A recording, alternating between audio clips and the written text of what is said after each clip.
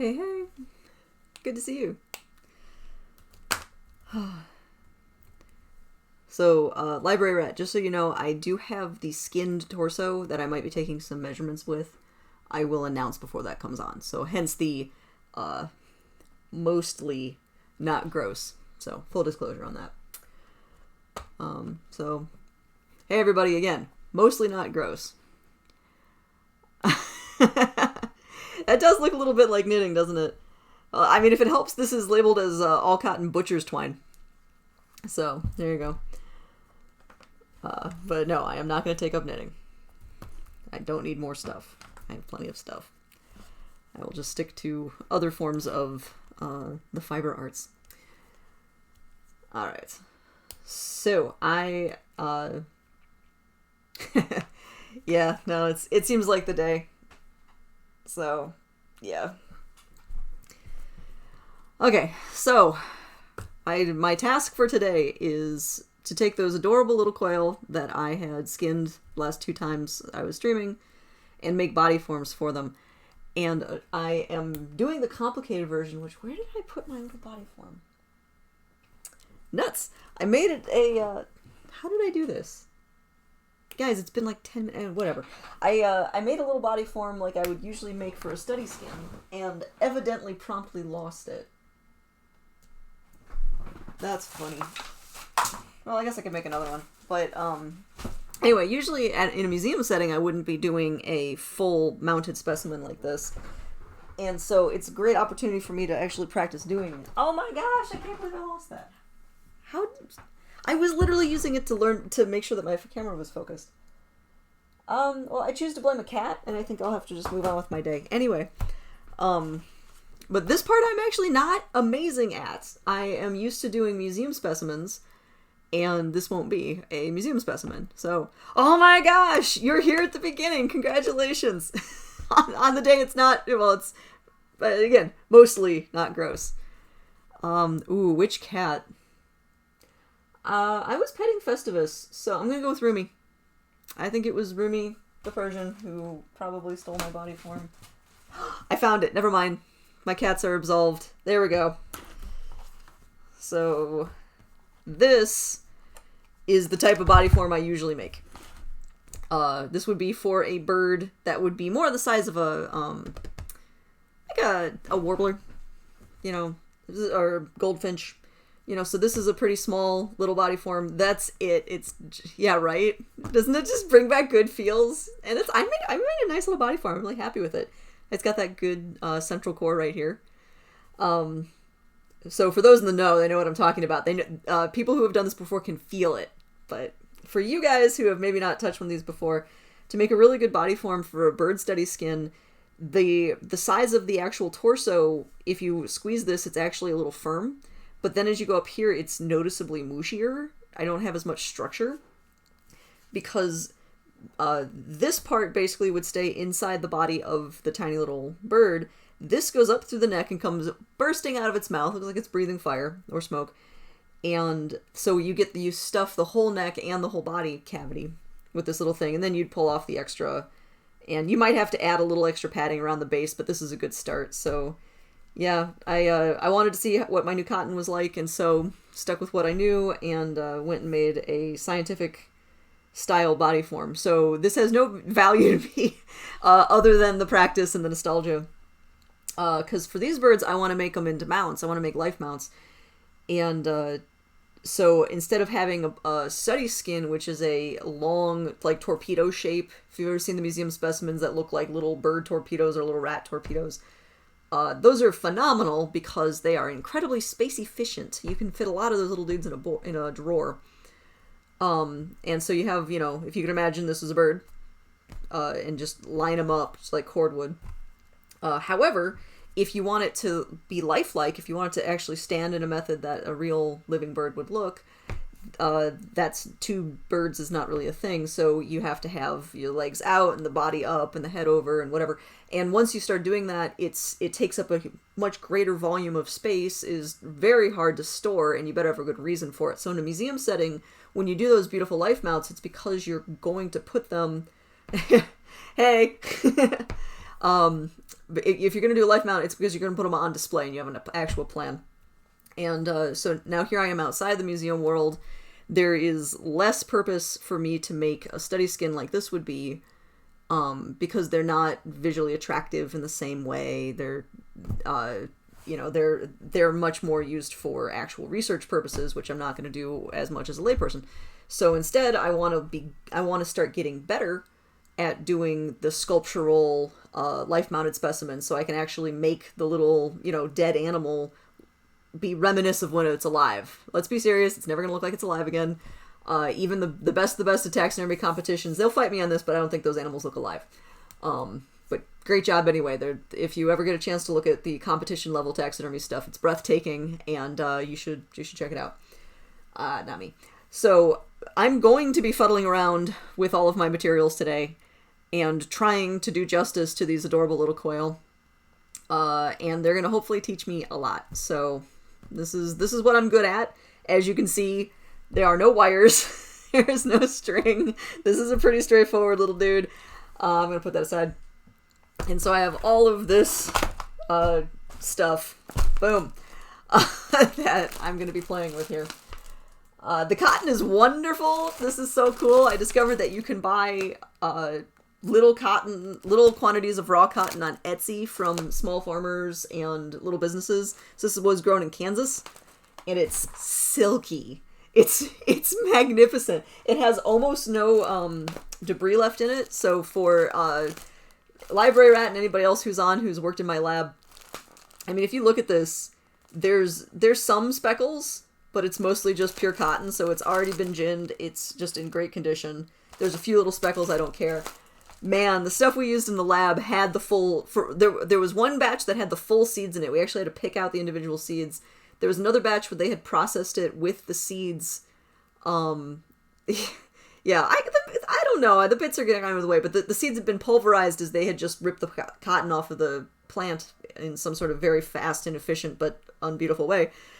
And so we always had the little bits, and I don't love the bits. So Library Rat, I hear you. There's a nostalgia there, but this stuff is real. This is real nice. So I'm gonna make stuff with that. So it's gonna be a lot of bending wire and cotton and wrapping things in my 100% cotton cord here that I have. This is fun. I've actually owned this for years before I even did taxidermy. This is just butcher's twine. It's just useful. You can use it to tie up food. So if you've ever done like a rolled roast where you have like a big flat steak, you fill it with whatever, roll it up and then bake that whole thing. You tie it up with this. Hey, Clara. So this is actually food safe, or it was before it lived on a shelf for ever. Man, there's a lot of cat hair on this. I don't know how much you guys can see that in the feed, but I wouldn't put this on food anymore. But I would put this inside a dead animal. So there we go. So I have... this is interesting too, since I'm trying to rebuild my taxidermy studio in my house as opposed to doing it at the museum. I have to get all my own supplies. And there's stuff that you just take for granted. So, like, Steve Sullivan, wherever you are, thank you for stocking that lab with a lot of good stuff that I used over the years, and it was great. So I had to buy my own stuff. And the funny effect of that is not knowing numbers, I guess, not knowing the exact designations for the things I wanted. And so buying the exact gauge of wire I want has been a trial and error because I don't know what the gauges were that I had in the lab. I just knew they were good. Yeah, and so I've got two here that are really, really different. So I can just, see, I don't know how well, yeah, you guys can see that pretty well. So those are two really different wires. You can tell this one's a really heavy, I could practically make that into a nail. And then this is like jeweler's wire. It's really soft, really bendy. I really would love something kind of in the middle of this, so I'm still trying out everything I've got. And I actually got one that was even heavier than this, which I will not be using for these adorable little tiny birds. I don't need that much structure. Other things I'm probably going to have in the future, but I'm not going to worry about right now, would be various like wood fibers like Tau or Excelsior, maybe Rafta. I might even have Rafta somewhere. Rafta's made from palm trees. There's a Rafta palm. Things you learn. So there's a couple of those, but those would be for bigger mounts. The quail that I'm working with are so little. I don't need anything super strong. So, and even this, I'm probably going to use this wire for the superstructure, the basic, you know, here's where two legs go, here's the backbone up towards the head, maybe a little bit else. The rest of it's going to be this fine wire and cotton and things like that. Okay, so again, this stream is labeled mostly not gross. I am about to get out the gross part. So if you're not interested in seeing the skinned body of a quail, just put me on audio for the next couple minutes. Because I have to take some measurements. So I have to know what I'm sculpting. I got to look at it. I have to kind of have that vision of where I'm going. And so this is the little quail body. So again, just put me on audio. I'll let you guys know when I put it away. Alright, so there is my little quail body. For those interested, it kind of looks like a cross between like a baby bird and some raw chicken. So, you know, not the biggest deal. But this is the entire torso. Actually, oh, did I have a poking stick? Oh, I put it away. Well, I'll use my pliers to poke. So what we're looking at, for those who had not seen this when I was skinning this little guy, we'll start up here. That is the tongue. And this is the back of the head. It's not the entire head. Most of the head is still in the skin because birds' beaks are attached to their skulls, and so I can't take out the entire skull because I want the bird beak to stay on the skin. So it's the back of his head, neck, and then along his back up here, this thing is his thigh, ends in his knee. I cut that bit off, and then his little round butt. So button quail are basically little eggs with a little spindly neck on them. And so I'm going to get some really quick measurements. I have calipers on order. I haven't received them yet, which I wasn't expecting to. I'm not mad about that. Just, you know, would have been nice to have calipers. And so I'm going to get some quick measurements here. I will be taking my measurements in metric because it's great, and we should do more stuff in metric. So the full length of the body is a whopping, call it 63 millimeters. I'm calling this quail A. So this is 63 millimeters. And the greatest width is pretty much 35 on the nose. Okay, come back. And the thigh is 28.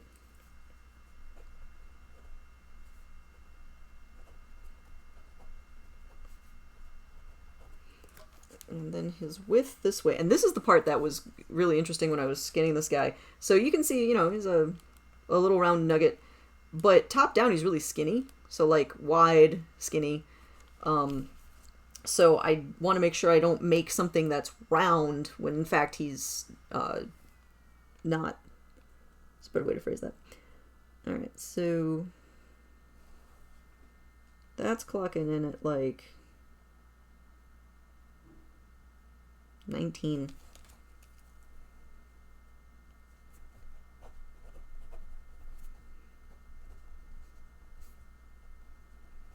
Okay, so 19 wide. And then the neck. So this is important too to know where the bend is.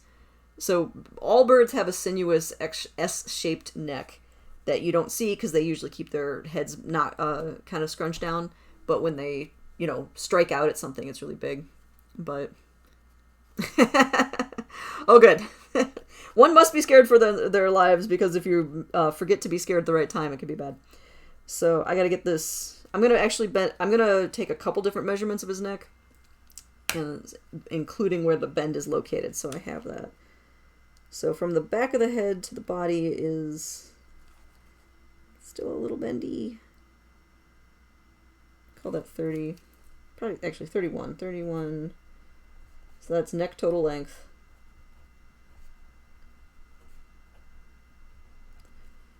Okay, and then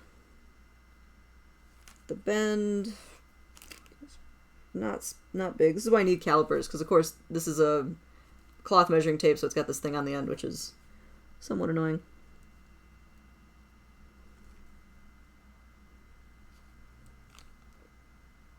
Oh, crumbs, I think I've been measuring wrong with it. I should be measuring from the end of it. Well, whatever. I'll just stay consistent. It's fine. Doesn't matter if you're wrong as long as you're consistently wrong, because then you can reproduce. We're going to call that... Yeah, so doing this wrong, we're going to call it 5. So that's bend 5 millimeters. Alright, and his little head, the depth of his head, so like from the bottom of his chin to the crown of his head, I'm going to say is the width of the metal part. So, head depth. Middle end. Okay, and that's... I mean, this guy is a simple enough form. I'm not going to get too weird about getting every single measurement from him. Oh, there's one of the eyeballs. I still haven't ordered eyes. I've been a weirdo about that. So, oh, there's brains on my paper towel. Anyway, okay, so this little guy, I'm going to pop away. Alright, for anybody who is on audio only because you did not want to see the dead bird, it is now put away. So you guys can come back to the video portion if you would like to do so. Okay, I'll move that to the side. Okay, so I've got some basic measurements to work with. And it's funny because some of the stuff I'm going to make way too big and other things I'm going to make purposely way too small. It kind of depends on what the function is. So let's start cutting wire because that is fun. So I'm starting out with my really heavy wire. Again, I'll kind of start from the big tough materials and then get finer as I go along. Let's just start with a big piece. Okay, view. Alright, so this is like a ridiculously overly large piece. Oh, I forgot to get the total measurement. Oh well, I can do basic math, so that's alright. So yeah, this is a pretty heavy wire, but I can work with that. So with my base wire, the way that taxidermy tends to be attached to its mounts is the internal wire, which creates the structure of the creature. Some of it comes bursting out of some part of the critter, and then will go into whatever it's mounted on. And so that's usually feet. Feet generally are down, and thus they make a good base to be holding things up. Obviously, that's not true if it's a flying mount, so if it's a bird in the air, the wire can come out of whatever works in that context. You know, and if it's a quadruped of some sort, they might have a foot up. In that case, obviously no wire would be coming out of the foot that's up, but you have to choose some that'll attach it to the base. You can do taxidermy that's entirely internal, where it doesn't have anything that comes out, but it's more likely to be damaged. If it's just flouncing around everywhere, it'll knock against things, where if it's bolted to a dang board, then it's a little safer because of the board.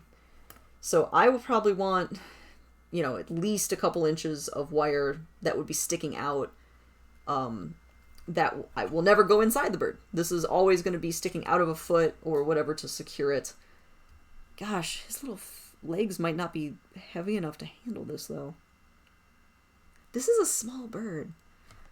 Okay, because I do have a little tiny bit of this slightly lighter wire. Maybe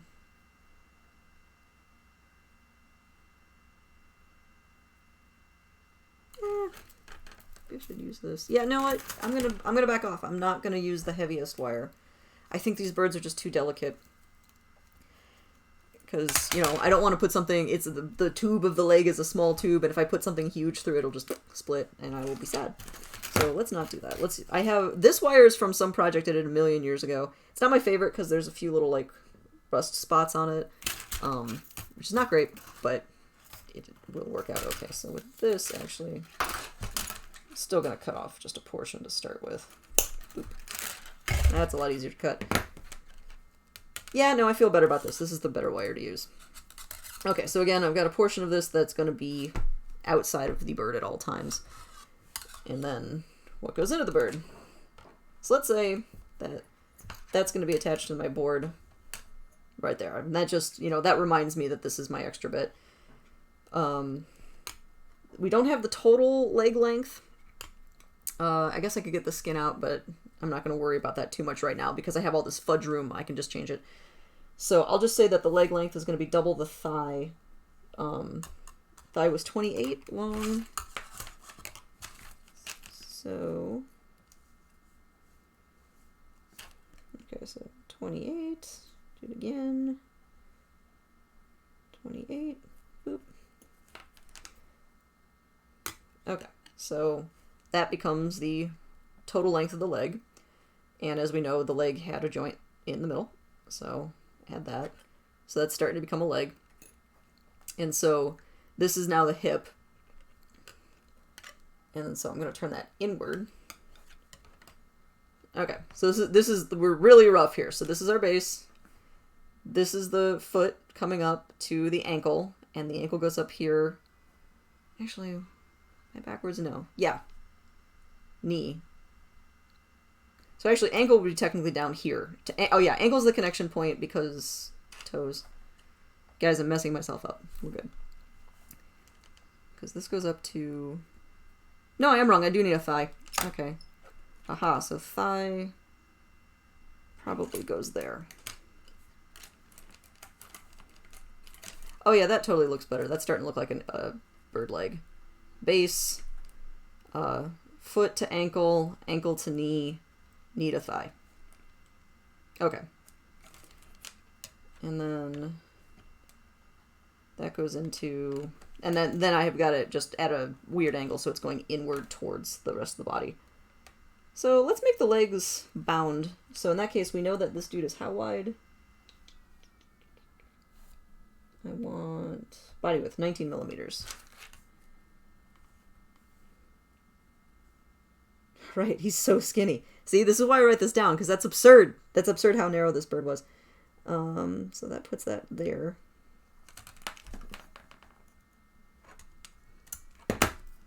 Alright, and then just going to mimic my wires. Alright, straighten this out and just clip it. Alright, so this is a perfectly legit start. I basically just made two little bird legs. This is the part that'll attach to the rest of the main body. So I can build off of this. I'm not going to try and do this as one continuous piece of wire. You could, I guess that'd be cool. But we got knees, ankles. Anyway, I'll use a poking stick. Bird knees, bird ankles, bird feet touching the ground, and then these long wires are going to go in the base. So, I threw some of that on the ground, but that's okay. And make them a little splay-legged. You know, and like, obviously, I don't have my angles perfect here yet. Blah, blah, blah. It doesn't matter. This is just roughing out. And so with this, I'm going to build the rest of the body kind of up and off of this. Because this has to be able to fit into the skin and come out through the feet. There are, of course, like, this is going to be such a small, simple little guy. I'm planning on doing one body and then sticking it through the whole thing. If you're doing something huge, you do it in parts. Like, apparently, if you're doing a turkey mount, you do the head, the tail, the body, and the legs separate. Some people do the body plus legs, so that's one thing, and then the tail is a completely separate thing because it's the big show-off piece. And then the head is really weird on a turkey because they don't have a lot of feathers. I have never done a turkey, and that would be really cool, and I don't think I have enough room in my shop because that is a remarkably big animal. But yeah, so I'm happy with these little legs. Okay. And then what other measurements do I have? I have total length, so let's get that. So if I build that up from here, as total length I had as 63 millimeters, and then plus the total neck is 31, and so combine those is 94. So I need 94 inches of this guy. Or inches, millimeters. 94 inches is a big freaking quail. Ugh. That's a quail that wins the fight. All right, so 94 inches is there. That looks about right. And so, here, I'll just kink this and then we'll play with it. Okay, so this is the entire length of my entire bird, not counting the crown and the head. There's a couple of things missing, but that's his whole body. And so we know that the legs attached kind of partway up. Actually, I probably want that measurement, but I'll get that later. So it would actually sit here, you know. So his butt is not attached at his thighs. His butt is like down here. So this would be the whole length of the bird. And so I'm going to need some extra here because I have to be able to attach it to here and do a couple other things. So I'm not going to stick with exactly the right length. I'm going to fudge it a little bit. But let's go with that.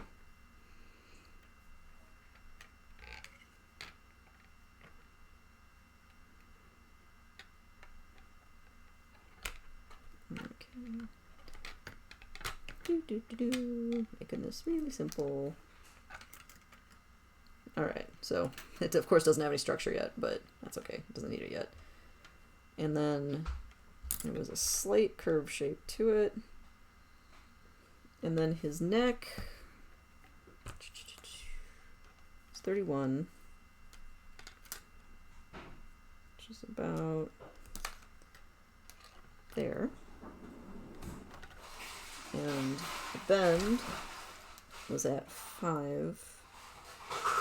It's about there.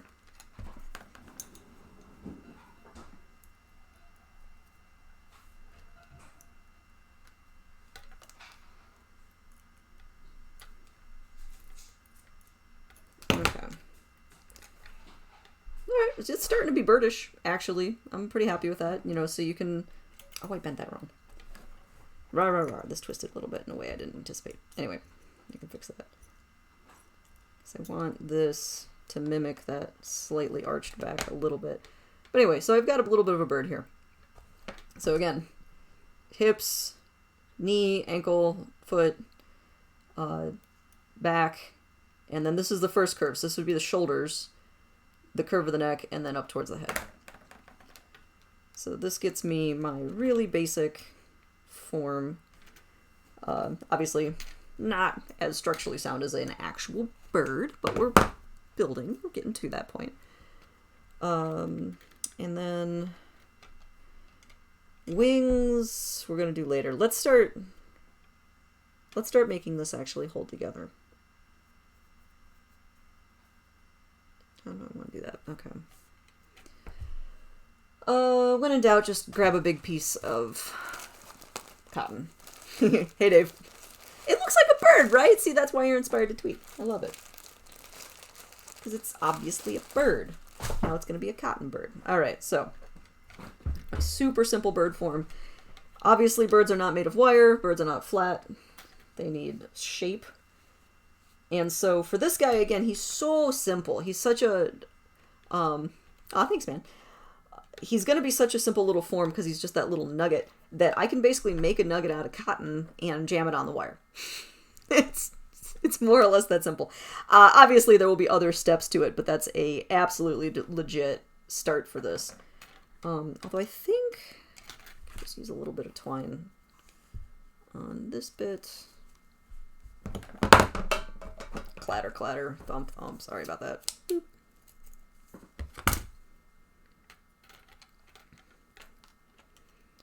So I do kind of want this to stay in one spot.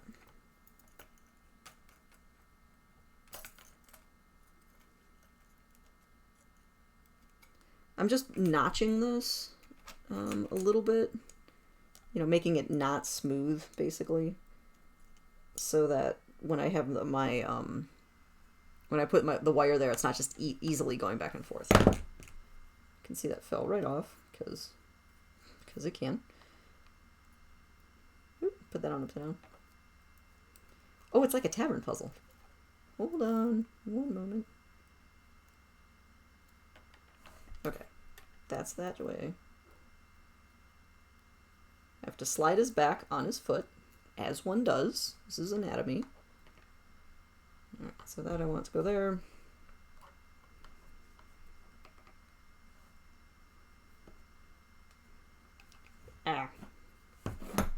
My workspace is small.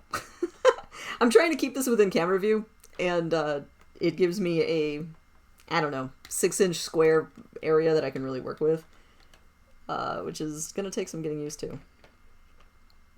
Hashtag not my lab. Or my new lab, I suppose.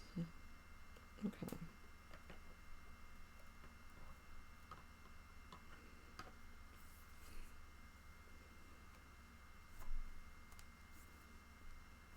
So this is not going to be super duper strong, but this will stop it from flopping quite as comically. So when it flops, it just won't be funny. Obviously.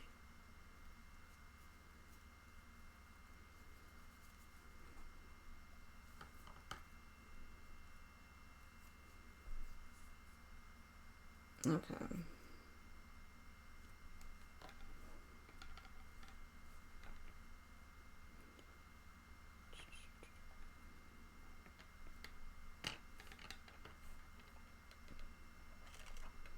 Okay, so that's a really simple little bind, but it just slows the metal down so it's not flopping smoothly across itself. And eventually it'll be a nice solid structure, but you know, you gotta start somewhere. Alright, so there's my little simple bird, doing his little simple bird thing. And now I'm gonna make a cotton body while he is hanging out watching me do it. Strange existential life of a small wire bird. Managed to make him crooked. There we go. A little bow-legged. We'll work on that. Okay, so cotton is an absolutely wonderful substance to work with for sculptural purposes because it sticks to itself. You can't use polyfill, you know, or polymer fibers for this because they are smooth. They've been extruded or pulled, and so the actual fiber under a microscope would just be a continuous, thin, smooth fiber. Cotton is covered in barbs. Not as famously as, like, beaver fur, which is known for its good felting qualities, but cotton is not smooth. If you look at the cuticle under a microscope, it's covered in all sorts of little barbs and weird things, which means that it sticks to itself. So, like, I can take this piece off, and I can just put it back on. Like, woo, delightful. It's good stuff. You can do a lot of weird with cotton, and so you can sculpt with it. You just have to, like, layer it up and up and up and up. So, with this, I'm going to take just a whole chunk up. So, well, that's too big. Take this chunk out. So I'm going to start with like a hard center. So this is just a ball of cotton that I'm kind of folding down until it's just a blob. Uninteresting little blob. And then I mush it back and forth a couple times. This is something for my lab people I hadn't really played with in the past, but I'm trying to do a little more, is I want to see how to get it to not uncurl. And so, you know, if I take this and I bend it, how do I get that to not just uncurl? So I'm trying to get those, like, can I fuss it to become an actual round shape? This might not work.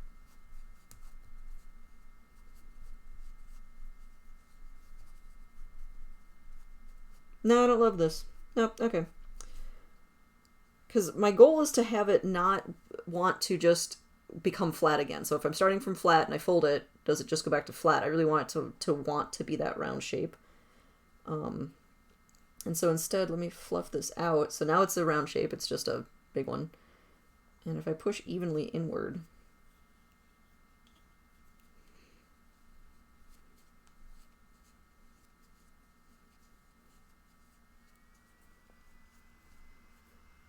oh yeah, I love that more. Okay, yeah. So I'm basically applying pressure as equally as I can around the edges. So I've got, you know, it's not rock hard, but it's a definite firmer little ball. And so that ball, I'm put right down in the middle of this, and I'm going to roll it. And I'm actually folding the cotton in this time. Now I can, because of this particular motion will hold it into place. And I'm trying to create the little pill shape. And again, my body should be 63 millimeters long. Just like nothing. How close am I? It's not bad. I need this to be a little bit bigger. I don't mind starting smaller. I can build up pretty easily.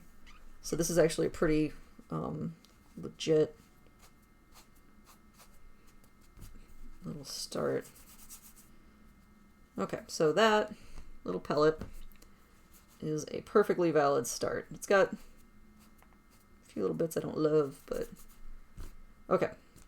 So this little poofy body is now coming in at 50, so we're about 10 millimeters short on this. Don't care. Putting it on here anyway. 2 reasons. One, the tail, because I have got it attached to the hips, I can't just put the body centered into this whole thing. You know, so I don't mind if it's a little short. And I can always pad later. So I'm going to just...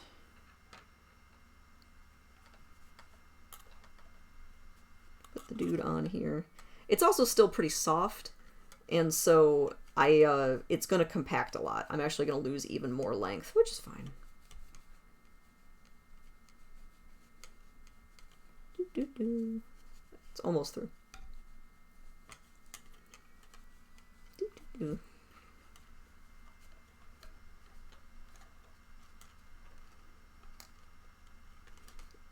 Okay, got the beginning of that wire starting to come through. There we go.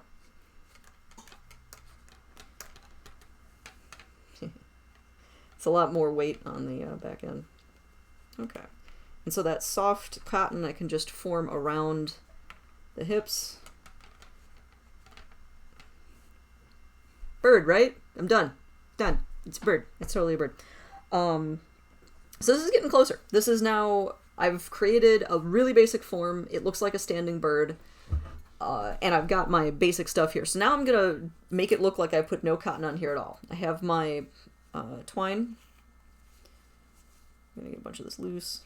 Oh, I need a spindle. Anyway. Yeah, right? Totally minimalist taxidermy.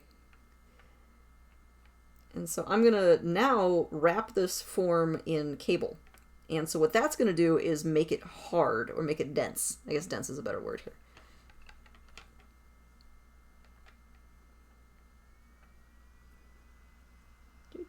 I can tie a knot. There we go.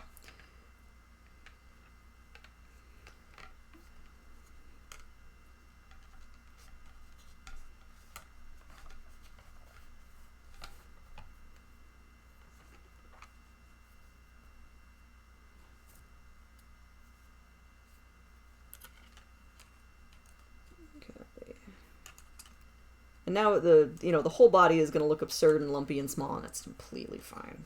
I'm not mad.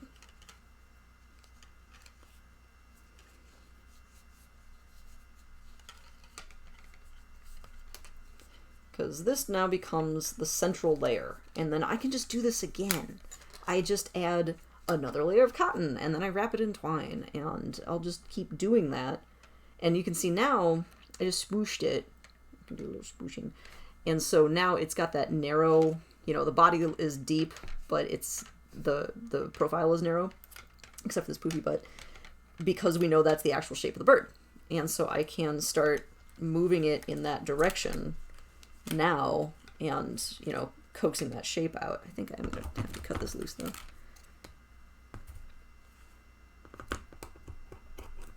I might have to build myself some sort of spindle. It might be a Thursday stream. What? I don't know if you guys can hear the cat. Oh, cotton is wonderful. Cotton sticks to itself. And it generally does not harbor fungus. And unlike polyfill, it is not slippery. So it actually... yeah, no, Rumi, don't you dare jump up here. No one wants to see a kitty. They're here for the dead birds. Right? But cotton allows for the sculptural elements the way that polyfill cannot. Polyfill is too slippery, and just poofs back into whatever shape it was originally. It doesn't really work with you. Okay. You would want to see Rumi. Roomy's a big jerk. He shouldn't be bothering me. But I left the door slightly open because their litter boxes are in here and I'm not a total meanie. I'm like a medium weight meanie.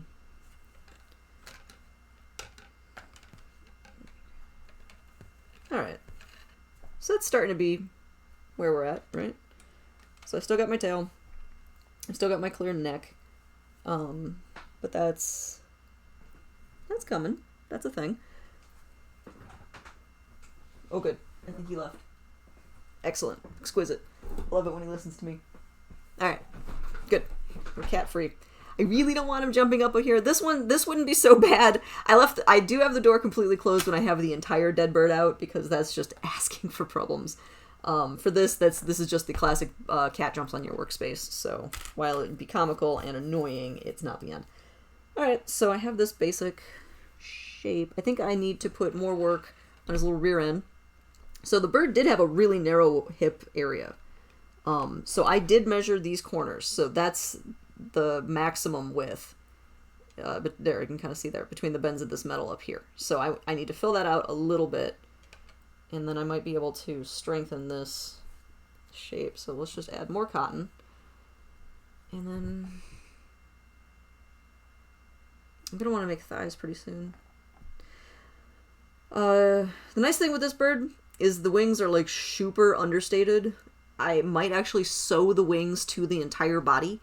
And so I'm going to put shoulders here a little bit because they're useful, but it's not like doing a bird that's flying. Yeah, Dave, this is a cute little button quail. So if you saw when I was skinning the other ones, this will be the body for those little king quail. If anybody wants to know what this looks like, just Google king quail, also known as a button quail, or a Chinese painted quail.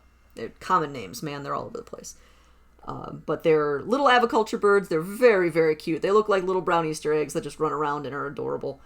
And so I'm hoping to evoke some of that cuteness sometime.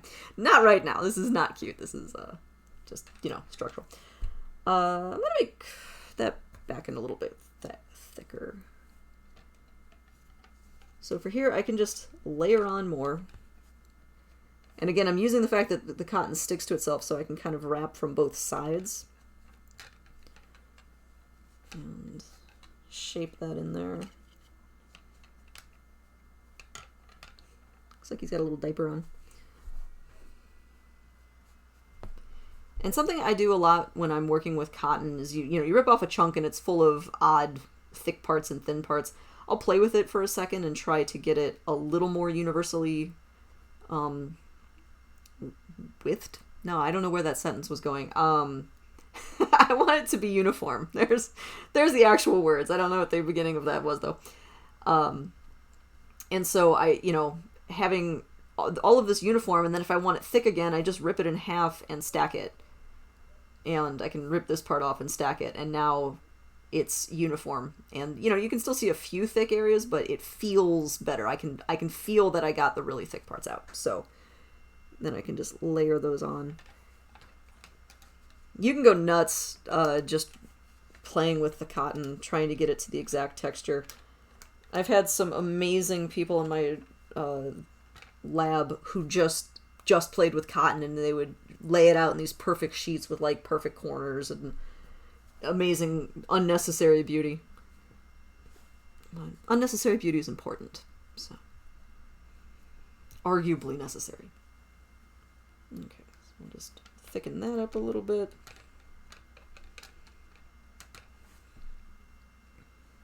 What's that guy doing? Pull that up. So we're starting to get that shape. It's, again, a little reminisce. I'm going to squash it down again. I'm going to put more string on it again, but it's also nice for me to be able to start to see it kind of shape up. I don't want the back to be too big. I actually kind of want the bottom to be a little bulkier, but luckily his backbone doesn't have to be in the same place that a real backbone would be. So if the wire is along the actual backbone location, rad. If it's in the middle, no one cares.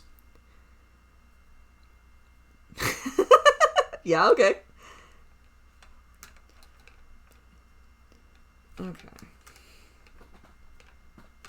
So yeah. Look how thin it is.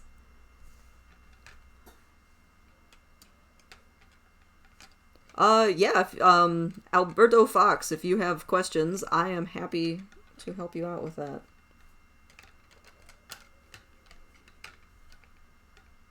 Let's see. As I continue to try and make this birdish. I'm just going to add a thick piece along the bottom. Just tack it on there. And then I'm going to start wrapping this again.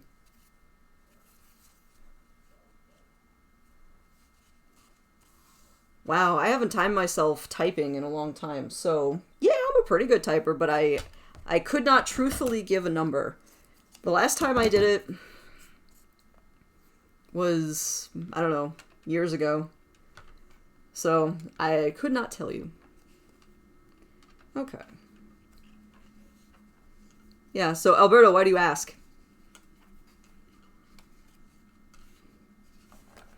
Because typing and taxidermy are somewhat different. Although they do start with T, which is very satisfying. Okay. Get this wrapped. Doop, doop, doop.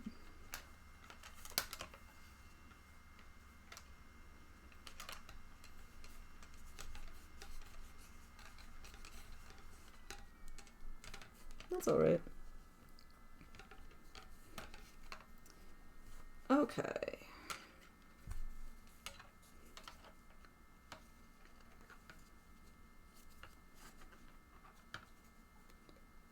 Okay, I'm trying to wrap my string around the base a little bit better so that the body stops flopping as much.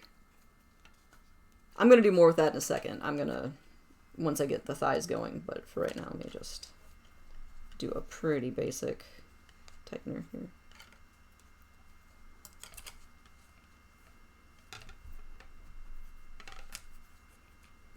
So part of the reason that this is flopping so much more is it's heavier. Chardon Mom, as many as it needs, which is just a terrible answer. But that's the best I got, is I'm going to keep going till it looks good.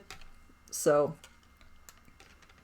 until it's the size I want and the feel that I want. Okay. So that's getting better. Let me remeasure this guy. So I want, again, body length of 63. So I'm going to go from the, turn that a little bit, kind of the tip of this little poof to the end of the tail. So now we're actually too big. Hilarious. I'm coming in at 85. I want 63. So I just push that farther down. Because again, oh, I love cotton. It's so malleable. It just works with me. It's like, oh, I'm so sorry. You want me to go over there? Okay. Like, it's just a very friendly material to work with. And archival. Took a little bit off. Yeah, because now I've got this, like, almost too big, like, it's going to have, like, a little poofy chest. I gotta totally de-poof it, man. Alright.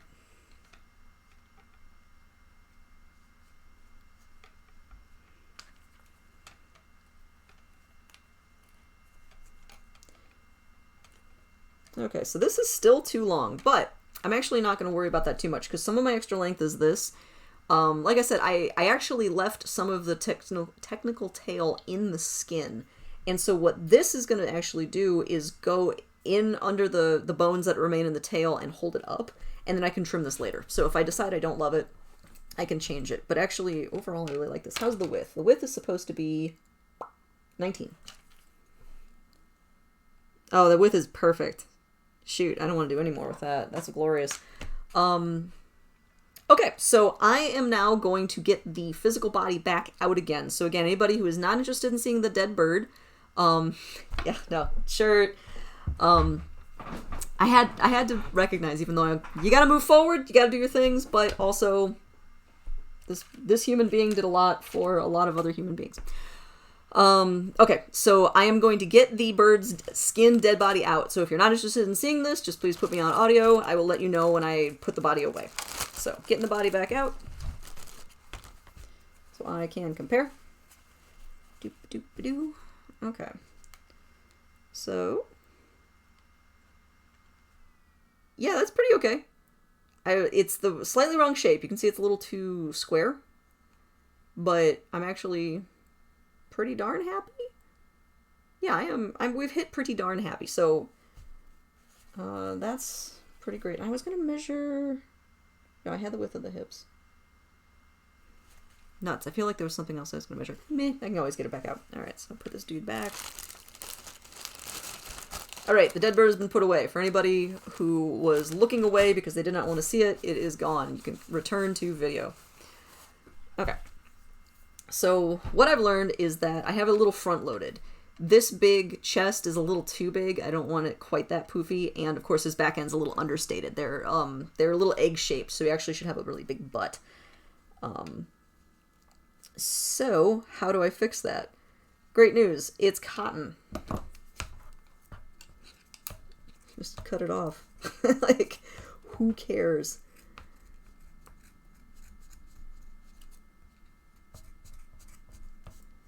Okay. And again, this is one of the benefits of cotton, is it's not all gonna unravel because it's kind of felted together. The cotton cable will, but I can just tie the ends off. So, like, it's fine. Okay.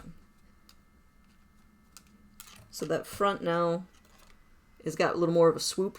It's a little less of that big poof that I wasn't happy with. I can also do this. I can also just pull... Oh, that was good. I got a whole big piece off. I think it might have been too much, but let's play with it. Yeah, so, you know, you add, you subtract. And so now this is good. I can see the front of my wire, so that puts me more into the size that I wanted. So I think I've got this part down more. Now I have to get the back end poofed up. I need a little round egg shape up. So I have the stuff I just cut off the front. So just like I did when it was fresh cotton, I'm just going to flatten it a little bit. So pick out the thick parts that I myself created. If you need to do this with a larger amount of cotton, you can always just use like carding brushes, also known as wire cat brushes. I think if you're actually carding like sheep fleece, you do need a bigger, heftier brush, but if you're doing cotton, you use a cat brush. Okay, so I've got that unchunked, which is definitely a word. Okay. And like, this is what I took off that front. It poofs up so much. I'm just gonna like, right there on his little butt. Pop that right there. You have to make that noise if it involves a butt. Obviously. Okay. A little bit of string. That I don't want to include.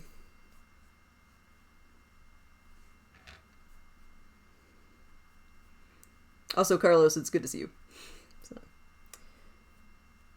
Okay.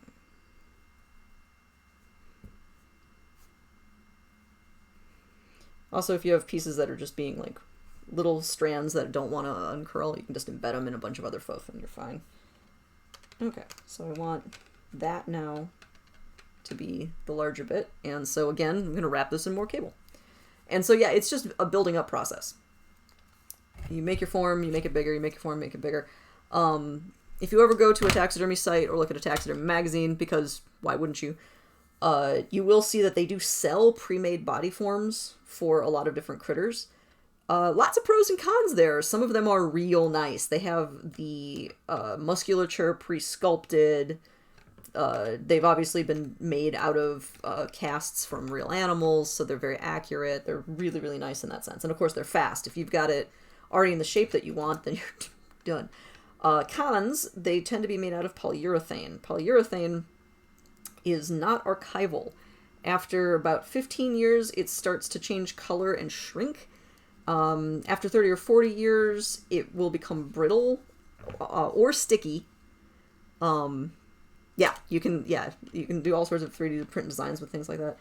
But they just sort of degrade over time. And so they're not good for a really long-lasting specimen. Might not be the route you want to go.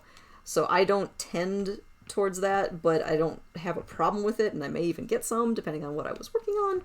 because they're like real nice. And yeah, if you can do your own 3D printing, so if you scan the body, if you actually skin the body and have the nice muscled full-size body of whatever you're working on, you can then just, then you have the 3D scan, and you can actually print a replica of that actual body.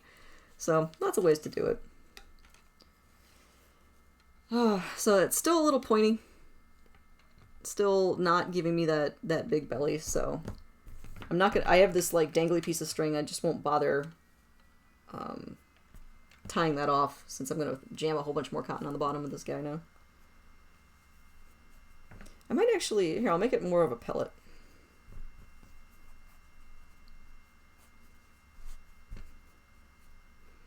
I always want to be careful to have them be not too distinct. I don't want to have a chunk and a chunk and a chunk, because then they can break at those connection points, or bend funny. It's nice if it sort of becomes a one coherent mass.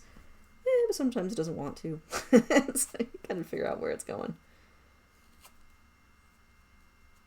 Okay, so I have my foof again.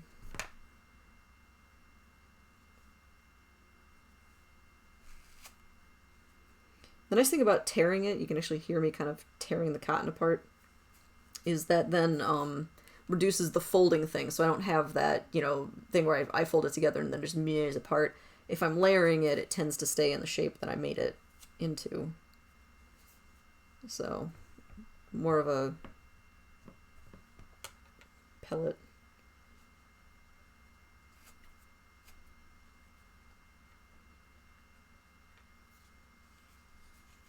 And wrap some more. Ooh, the back instantly looked a little bit more like what I was actually going for, which is real nice. Sorry. Yeah, so I'm starting to get it. It's starting to build up, so I just have to make this a little bit wider back here, but overall, this is still heading in a direction I want. So the fact that this keeps knotting, again, when I put the thighs on, that should help a good bit, but hilariously, if I really hate it, I can just put like a cross piece. Because it's not... taxidermy will never be animatronic. That's something that people at the museum would ask me all the time, is can you put a little weird motor in it and have it looking around? Things like that. People have done this. You can to an extent. The problem is the tissue, the actual skin won't bend. It's not leather. It's not bendy. Oh, there's a seed in here. Bye. So if you have, like, let's say it's a neck and you want the head to move around, you'd actually have to cut this separate. So the head would have to be a completely separate piece. Then the body would have to be totally separate, and there have to be a seam. And then it would slide, and you'd see the, the two pieces slid past each other in the seam. Because taxidermied skin is not flexible. It will just crack. Is it real? Oh, thank you, Library Rat. Now I feel like I'm back at the museum. Is it real? Oh my god. Number one question from everybody, every age group, it didn't matter, was, is it real? Oh yeah, not here. No, that's gross. It's, animatronic taxidermy, not a thing. Maybe for the best. The world is a better place because animatronic taxidermy is not a good way to roll.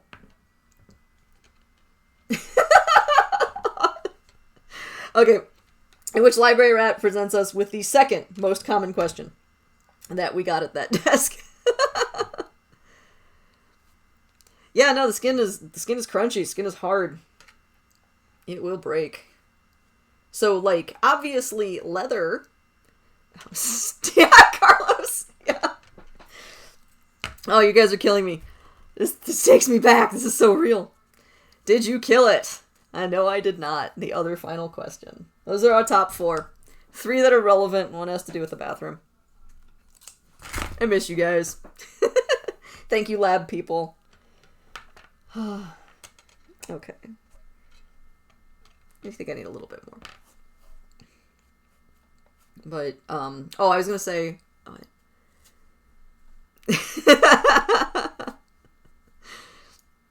Pseudonym, don't you dare. Not funny.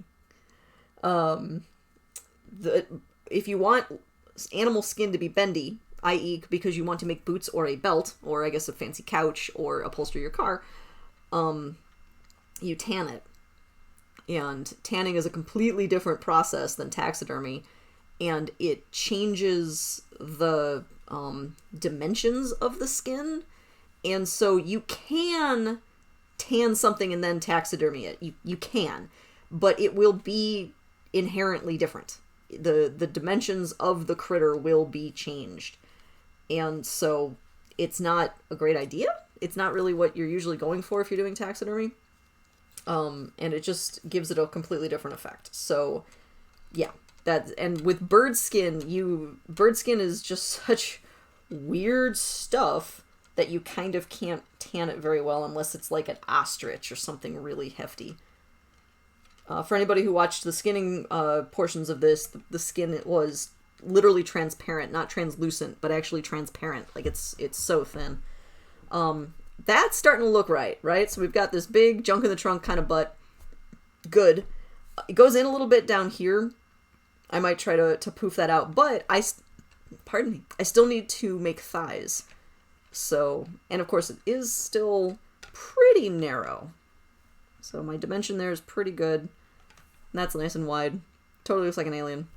Which, I mean, birds kind of look like aliens, so ain't mad. I'm gonna floof up those thighs.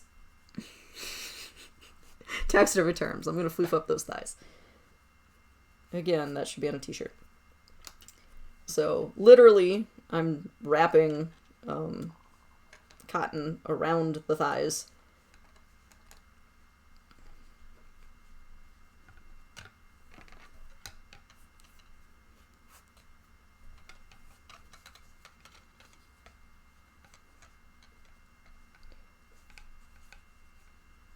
And I've got the body pretty tight up against these legs, so it's hard to get my ginormous human fingers in there, but it's working out okay. Yeah, that's not bad. Quail also often walk with their backs kind of flat. So just if you're looking at a living quail as it's running around, their head's doing this little booby thing, boop, boop, boop, boop, boop, and their backs are pretty horizontal to the ground. Unless they are looking at something and they're interested in, which they will stand up and they stick their neck out and it's very cute. So I probably want both of these quail to be in slightly different stances, because having both of them standing side by side in the same stance like little soldiers is a little creepy. Unnatural looking, uncanny valley kind of thing. So I'm gonna see where this one ends up, and then once it's done, I will then decide what the other one's body posturing will be.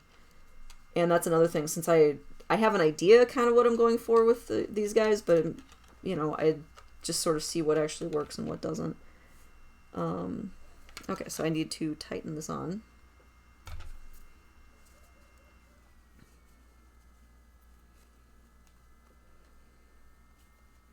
More cable. Clatter, clatter, bonk. Sorry.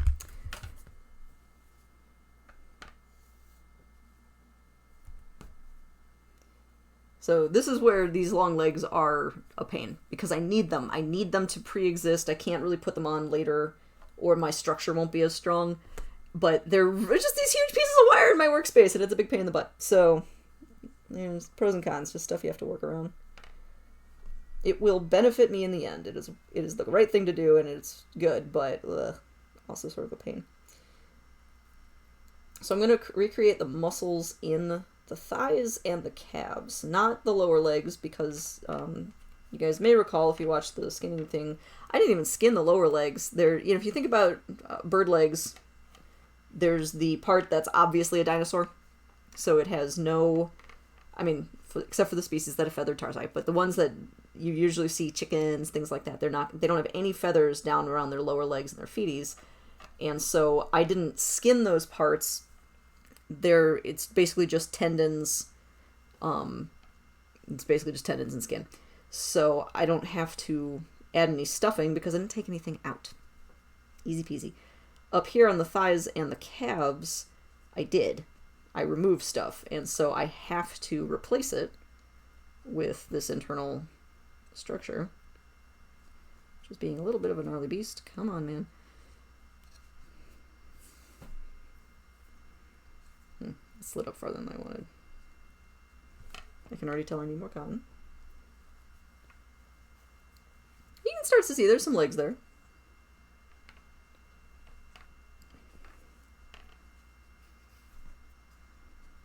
Okay.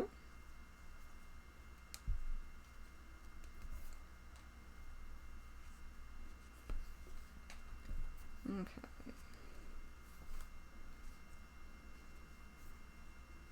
And so now I've got this thigh in place, then I can start wrapping along the body here. Because my thigh cotton is actually up on the torso a little bit, so I don't know if you can see this little poof. That poof was part of this, and so that helps bond the whole thing so the structure is a little stronger. And now, even with just that one leg, it's not doing the drinking bird bow anymore. Which is real good, because that was annoying. Need a little bit more. It's really back heavy. And keeps falling and, like, landing on its butt. Which makes a lot of sense, because, of course, I haven't added the head. The head's going to be heavy. The head's going to actually have cotton in it. Not cotton. Clay. And glass eyes and things like that. So the fact that it's bottom heavy now is real good. Both because there's nothing on the head, so obviously... But then also, I'm going to have to counterbalance that to a degree. Not too much, because I am going to attach it to a board. That's what these guys are for.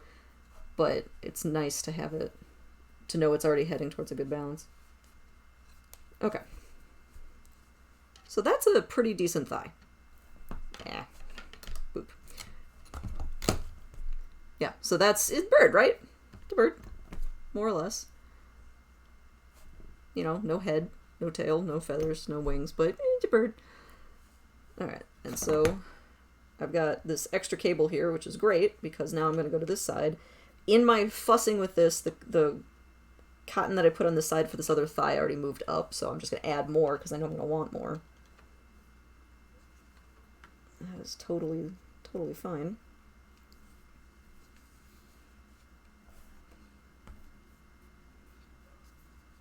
Okay.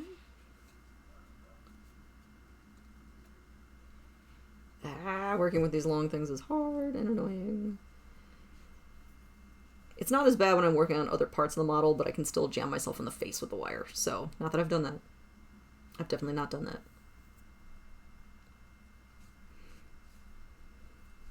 The crucial thing is not to poke the person working at the desk next to you. That's, like, legit rude.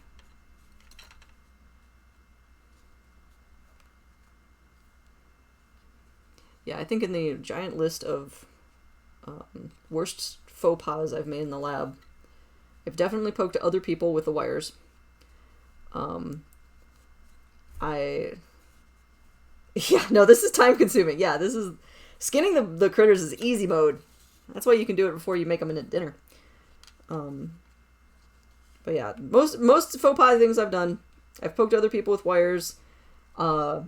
I ripped someone else's bird's tail off. Yeah, thank you, library rat. That's right there. No, you're not kidding. That was horribly rude of me. I put it back on. I fixed it. I ripped the tail off your dove, but I put it back on. We're still friends. We're still friends.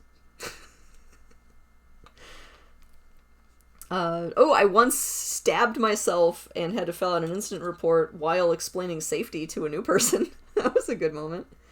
It's less of a faux pas and just one of those things that you lay in bed at night years later going, "Gah, I can't believe I did that." But hey, then I got to do a real-time demonstration of how you filled out the incident report form. So, you know, I'm helping. Okay, so that's... That thigh, I don't like it as much as this one, but they're coming along. Something a little bit more... I'll call that done. But yeah, unfortunately, this is a slow process. This is skinning the critters... Again, and part of it is because I'm not as practiced at this. What I'm practiced at is skinning and stuffing with that. You know, I would have had this done in 2 minutes and in the bird and sewn up and we'd be done. We'd all go to bed or whatever, go watch a movie, whatever you're going to do tonight. But this is way more complicated because it's actual sculpture.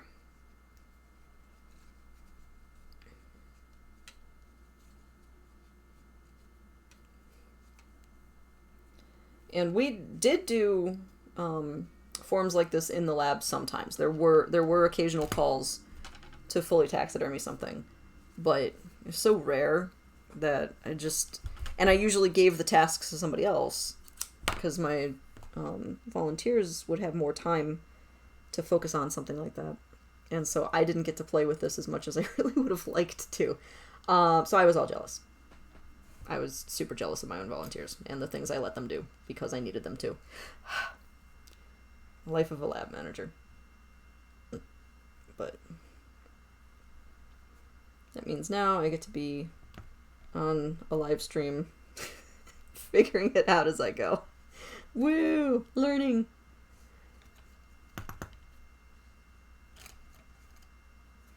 Yeah, so like the taxidermy classes I do are actually making life models too, but they're not of birds. Birds are very complicated. They're rats.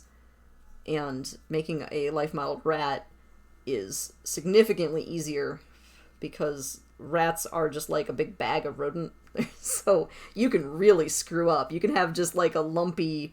You can practically put like a cube inside of it and it'll look fine. Yeah. Well, yes, the goal was pretty mounts, but happily we had the volunteers who were able to do the really good ones. Mega, I don't remember if I ended up mounting something for you while you were in the exhibits department. I know the volunteers did, but... And they did a great job. Okay. Oh, maybe I did a little robin. I think I did a little robin when you were there.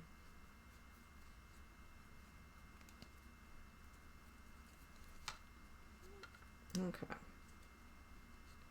Yeah, I did the robin. That was fun. Okay. So, now we have legs, or we have thighs, more broadly. So, that, you know, he's got a little bit of a curve going on here. I'm not going to change that. This is another one where, like, I'm trying to mimic an actual animal, and a real critter walking around in the woods is hardly ever 100% symmetrical from every point of view. Like, they're going to be scratching, their fur feathers going to be weird on one side, they're going to look at stuff, they're going to be standing on a rock.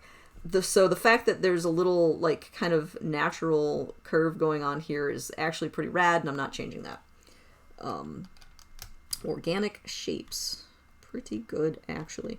And there's a difference between, like, kind of a natural-looking organic shape and lumpy. You gotta find the middle ground there.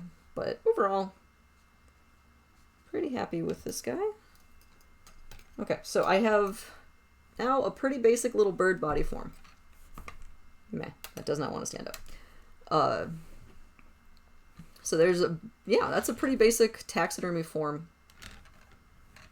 And again, I've got my neck and this point that would go up towards the head that I haven't played with a lot. I wasn't planning on doing the clay tonight, and actually, time-wise, I think that's going to work out pretty well. Well, I'll do probably next week for this guy. I'm going to do the two quail sequentially. I'm not going to try to do them at the same time. So I skinned them at the same time. I got that out of the way. But now I'm going to completely stuff one, and then I'll completely stuff the other, because I'll be able to kind of learn from the one to the other. And so what I'm planning with this neck is I might actually get a second piece of wire to loop up to make his head. I can mimic shoulders with that. I gotta build a little more structure here. So, I need a marble. I don't have anything good right now. I will make a quick fake head so you guys can see what I'm talking about. Because I'm surrounded by building materials. I might as well just make something. Okay, so this is going to be terrible, but we're just going to roll with it. So there's a head. So, boop, right, bird head.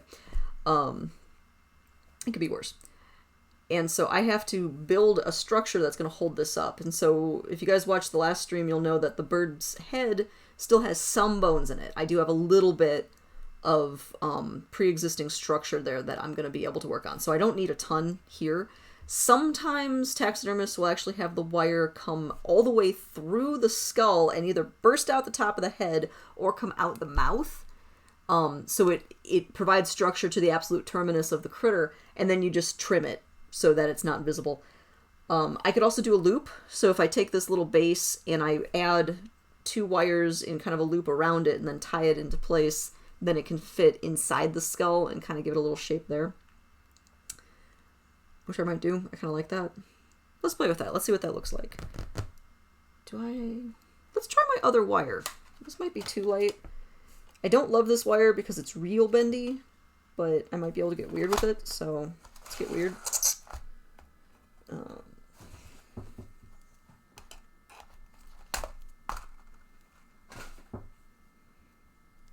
Okay, the wire cutters now get to hold the bird up, and my pliers don't.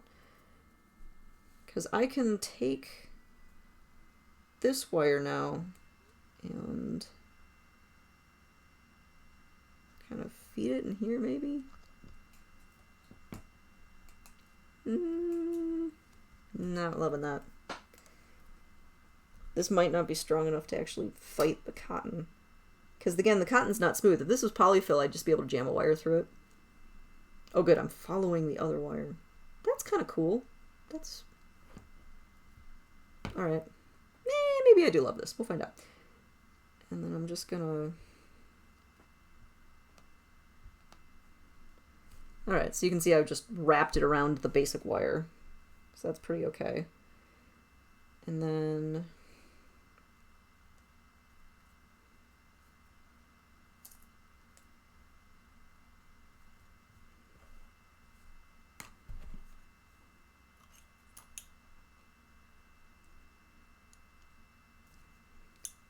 a new tongue and loop back.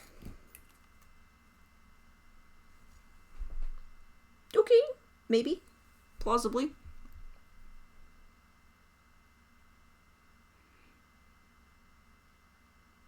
Plausible. This is plausible.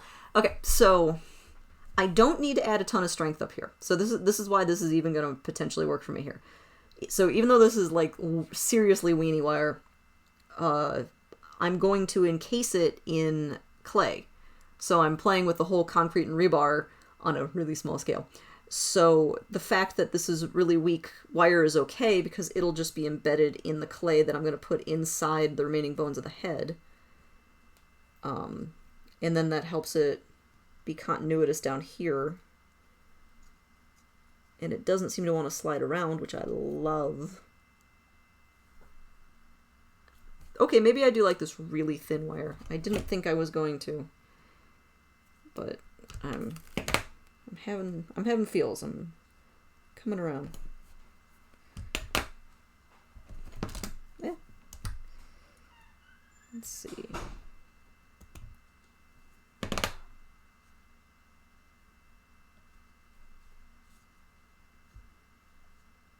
All right. Yeah, that's not horrible. I have some hope here.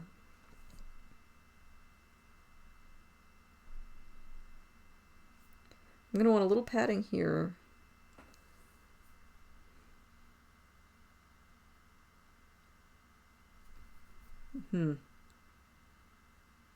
Okay. I'm going to put sorry, no, again, this is the problem with me having not really done this before, especially because when I do my rat classes, my in-person taxidermy rat classes, rats don't have necks or heads that are anything like a bird. It's like, this is a completely different structure. If I'm doing a rat, you basically take, like, a nice straight piece of wire and create the whole body form. So there's just a continuous piece of wire all through the rat. You jam a clay head on the end of it and wrap the whole thing and then put it in the animal and then Gumby it, bending it into the shape that you want, and it looks really cool. Birds, especially one this small, is just a whole different world. So sorry as I hem and haw, but I'm kind of rolling here. Okay, so I'm going to put a little bit of cotton around the neck and start to kind of encase that that neck wire to just make this a little bit stronger. And I actually feel pretty good about that. And then I'm gonna, when I get my clay out, I'm going to, you know, I might actually make a clay structure tonight. Is that the worst idea? It might be the worst idea. Well, meh. Sorry, I'm filled with inarticulate noises here. Let me just get this in place.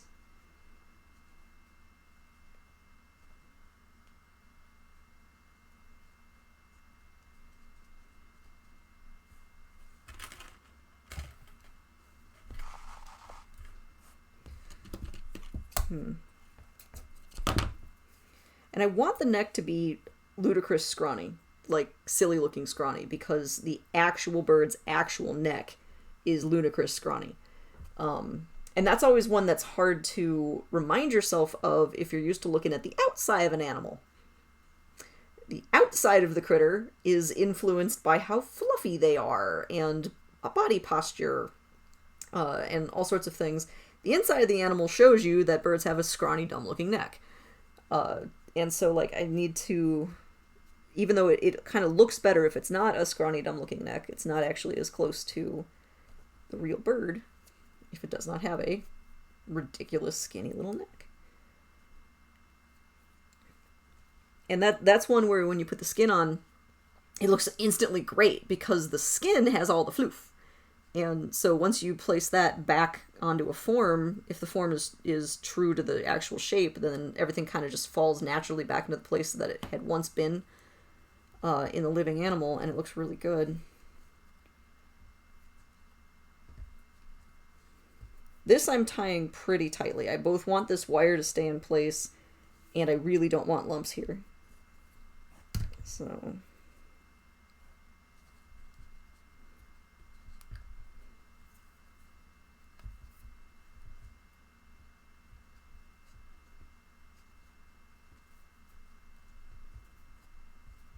that's probably enough. Actually, let me just go across this chest a little more because I did have a problem with a slightly too floofy chest. Let me tighten that guy in a bit. Okay. There we go. Yeah, okay. I'm happy with that. That actually looks birdish. That looks birdish. That's alright. Okay. Although, I have to find that bend that I put in there. There we go. There we go. Yeah, like, boom. Thank you. Thank you, Library Rat. I'm actually really happy. So it's got that S curve that makes it a bird. I'm going to bend this back a little bit, but overall, that's starting to look like the neck I definitely wanted. Okay, so... because birds do have that big keel, so I did want to have that reflected, but we knew that the neck was narrower than the back end. I think I've got that. And now with the thigh shape, it's looking pretty good. I'm pretty happy about that. Okay, then yeah.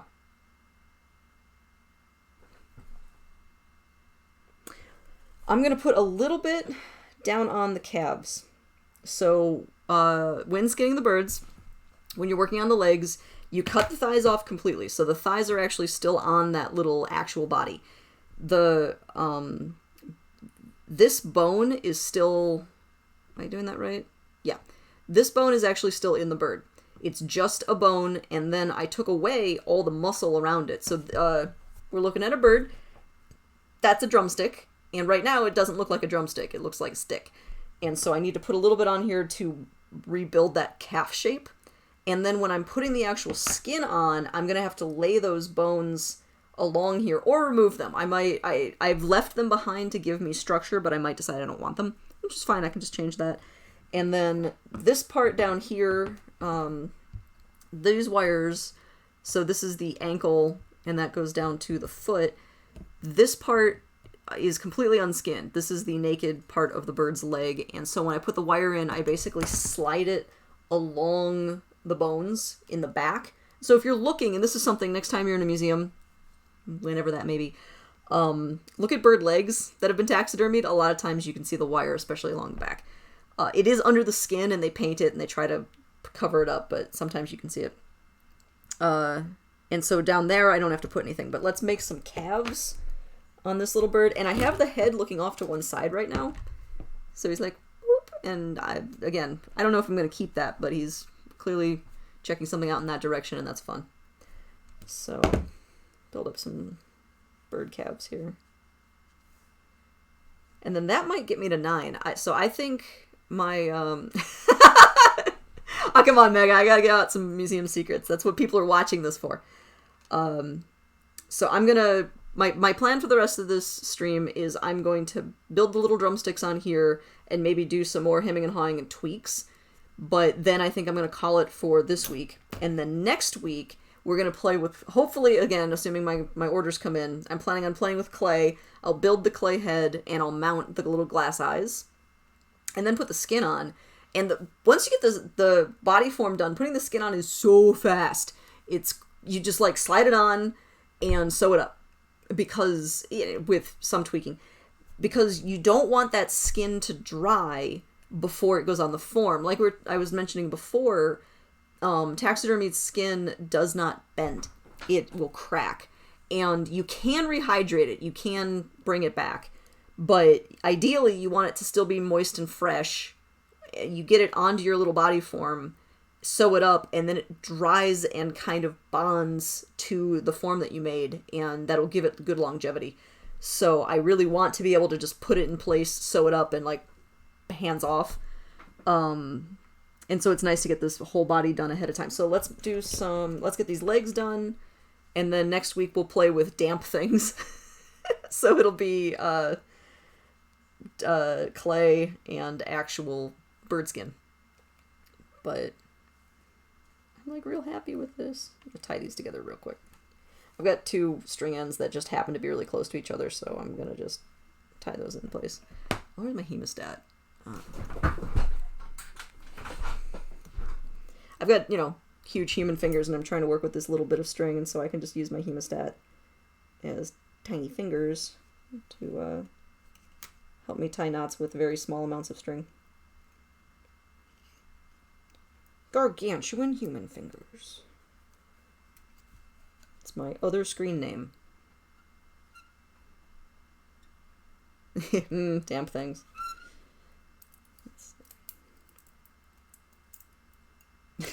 This piece has a bunch of cat hair on it, because that's my life. Welcome to my home. It's full of cat hair. Okay. So there's a knot there, which I can probably just, like, smoosh into the body. Alright. So let's build some legs.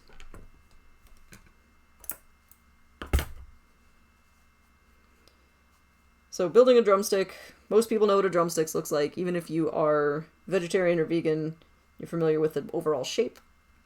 And so I have to have basically the bottom half of this type of bird's leg is very narrow and will have almost no padding. The top half is then the bulb of muscle, but it goes in at the knee.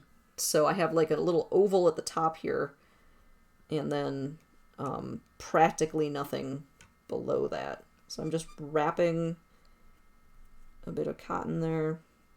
I think I'll wrap a little bit more, but not a ton. He didn't have huge legs. They have kind of big legs, so these are birds that, while they are capable of flight, they are generally running about being adorable on the ground. So that's, moving in that direction. And my cable, of course, is very thick, and so I do have the option of moving to thread if I decide that this is too much. I think this is going to work for this step, but I could be wrong. I have been wrong before.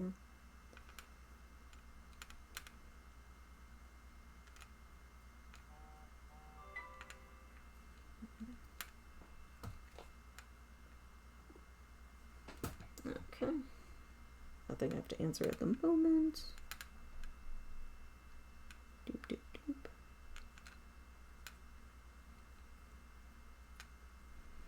Yeah, I'm just going to trim this. There's not a lot of space here.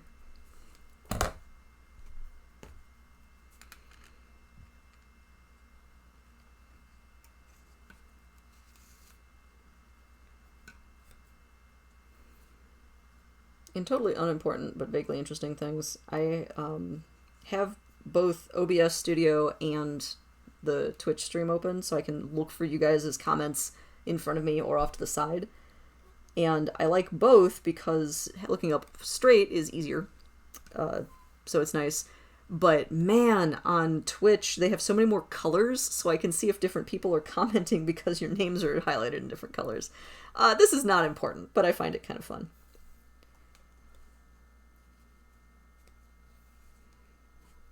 Little nice design elements. What can I say?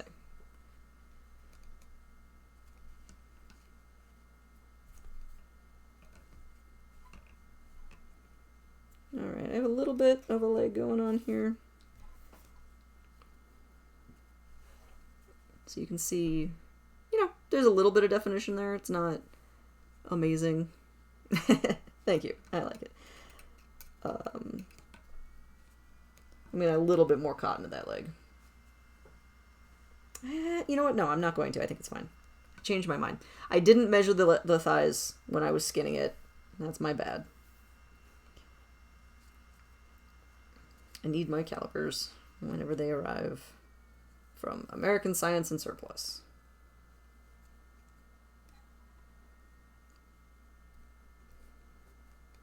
I've been trying to not just order everything I need off of Amazon because Amazon has enough of the world's money. And then you remember that things like American Science and Surplus exist, and it's a delight full of weird. So, okay. Yep, no, I'm pretty happy with that thigh. I'm not going to make the thighs much bigger. I can always go back and add more. And so that's something I just don't have to freak out about getting it absolutely right, because I can just make it more righter as necessary. So now, like, literally all I'm doing is just wrapping the cotton cable directly onto the wire below that calf bulb. And this is so straightforward because what it does is it makes the wire not slippery and slightly wider. Both the birds are of similar enough size that I'm going to get another set of measurements from the other body, but I don't have to. I can fudge it. They're close enough that I'm not too worried about getting it exact. They were pretty similar.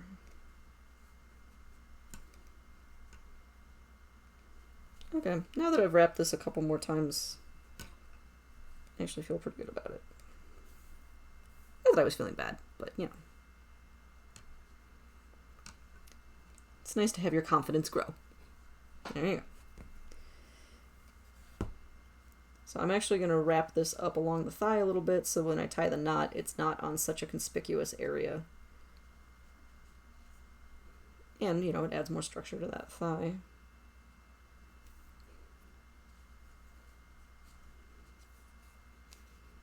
Okay. So, there. That's a nice little leg. So you guys can see there's a little bit of a calf muscle, although it looks like it's on the front of the leg. There we go. Let's turn that around. Got twisted. You know, so that's... Loosen that, though. Ooh, I kind of unscrewed it. Let me screw it the other direction. Things you don't usually do with muscles. Unscrew them. Okay. There we go. So now I've got that calf shape. So, you know, it's a little thicker down here, and then it hits that larger drumstick. Really defined knee. I do want to have that distinct bit. But, oh, thank you! And then up to his thigh, and then his cute little rounded butt. So let's do that again on the other one. And so I still have this, like, dangling piece of thread. I will tie it to the other leg when it's ready. So. But yeah, library rat. This is the stuff I never got to do in the lab. I never had time. I was busy running around the museum. Now I just spent 2 hours doing this. Can you imagine? In a regular day. Days of the museum. They were bonkers. There were a lot of humans there. They needed a lot of needs. which is why I relied so heavily on my absolutely magical volunteer team. It's great when you have a bunch of just stupendously skilled people who want to just come and give you their time for free. Like, okay, rock and roll. I accept, come hang out in my lab. And I just would find out what they're good at and then point them in that direction, and they would be awesome in front of museum visitors and basically prove to everybody that art and science is rad, and it was utterly magical. So...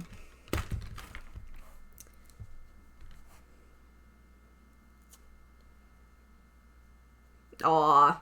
I was not digging for compliments. I was busy complimenting you guys. You stop.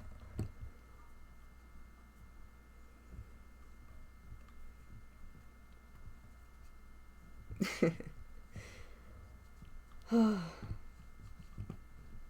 the lab.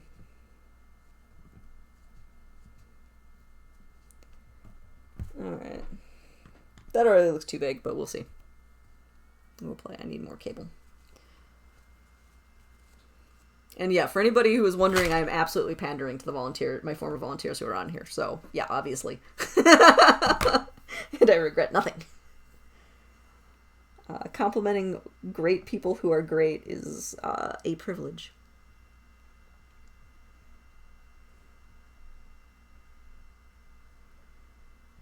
Okay. So getting that second leg going here.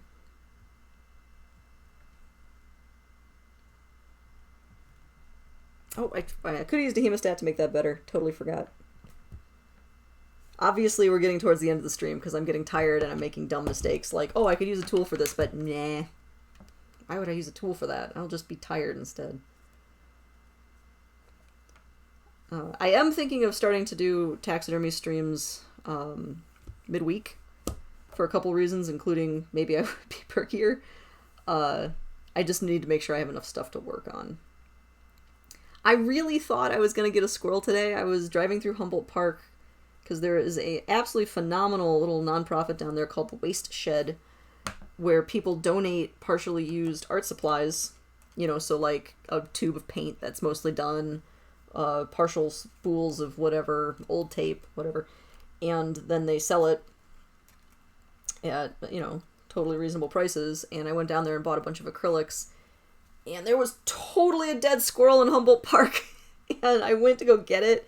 And it was so rancid. It was green.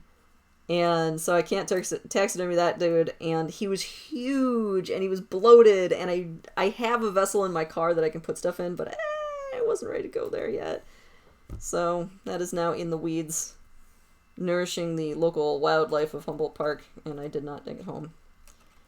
I had it in my hand, or rather in a bag in my hand, but it was not, that one wasn't meant to be.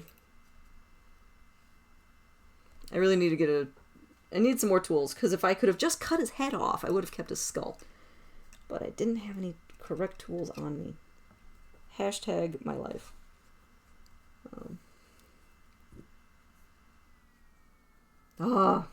Yeah, a raccoon would have been good. If anybody in the Chicagoland area happens to see a cool thing, you can let me know and I'll go get it. Starting any time now, because I do have a freezer. I mean, whoa, raccoons are real big. Like, real big. But I would try it. I don't know if you guys saw, I just put a little bit more cotton on this calf. It was just a little skinny. Thank you, Pseudonine. My craft is totally normal and not weird at all. I need that on a t-shirt. Okay.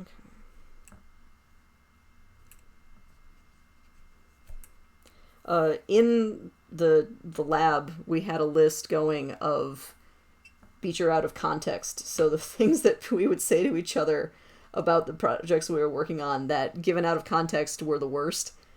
And yeah, no, that's a proud tradition. All right, I'm going to wrap down the base of this calf. I think I got... The top is pretty good. I'm pretty happy. And again, I'm at a point where, like, I think one of these calves' muscles is slightly bigger than the other one. And I don't care. Like, the bird is fluffy. It's fluffy. So if the base underneath the fluff is slightly bigger or larger, I just fluff or don't fluff that leg more. And no one will ever know, and it just looks good. So, meh. You want things to be fine. This part is very forgiving. Parts that are unforgiving are faces. Faces are super duper unforgiving.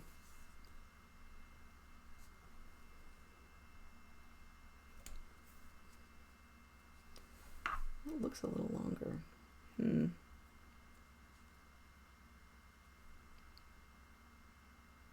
Nah, actually, that's probably fine.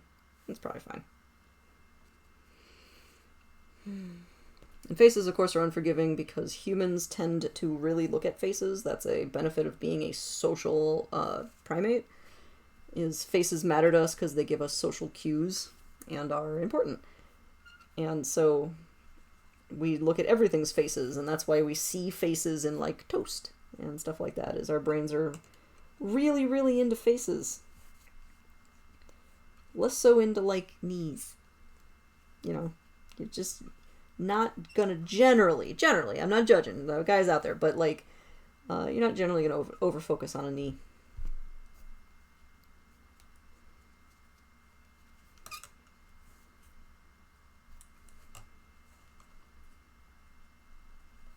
Yes, Toast Jesus being the classic example. You're gonna see Toast Jesus because you're just good at seeing faces.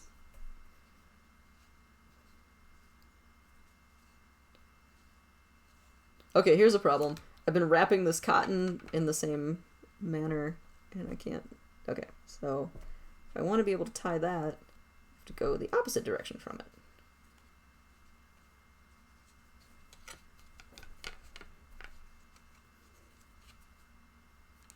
Alright.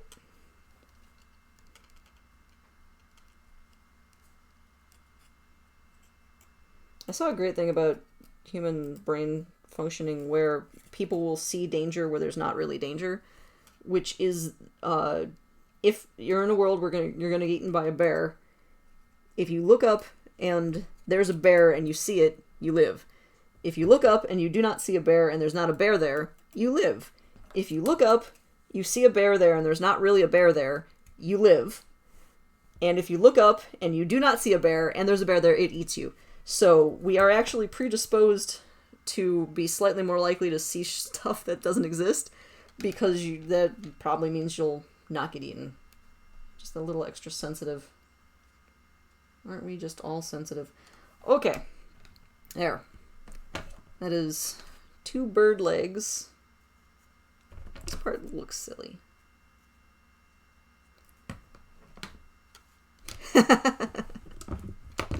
Okay. So, my bird now has legs, it has calves, it has thighs, not doing anything down here because it doesn't need it. I have an overall pretty good body shape and a beginning of a neck, which I'm pretty darn happy with. So I'm going to get the actual body back out again. So again, for anybody who does not want to see the skinned body of a dead quail, please just put me on audio. I will let you know when I'm put it away. If you don't mind, obviously keep watching, but for anybody who doesn't want to see that, I will let you know. Oh, thank you. Okay. So, there is my real body. Doop. So I'm trying to give us a comparison.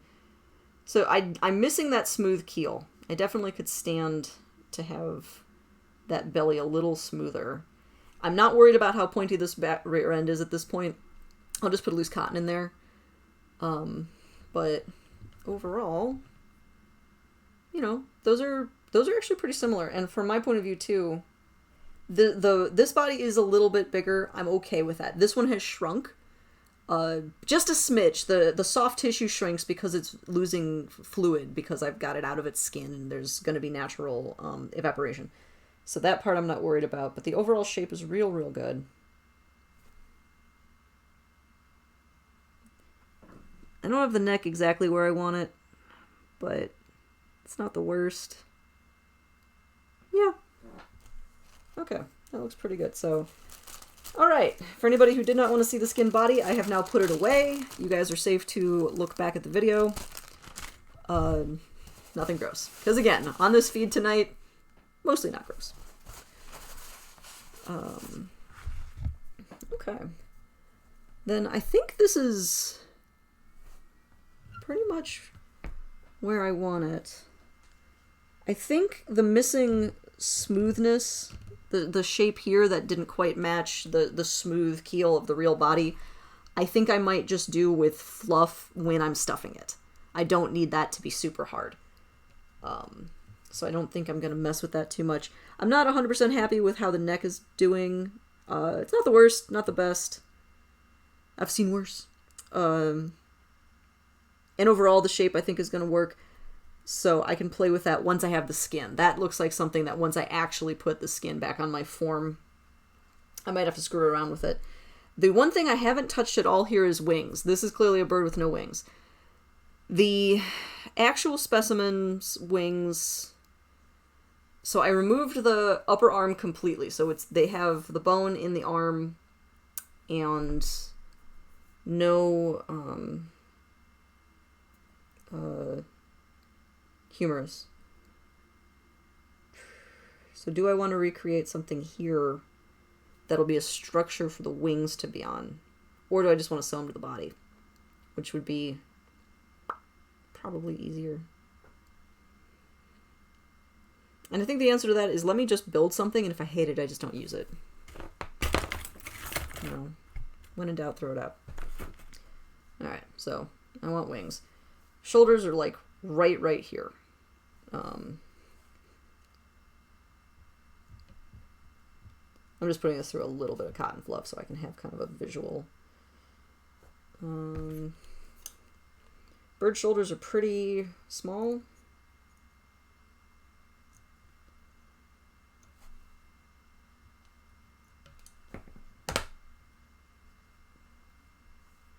So it'd be like that.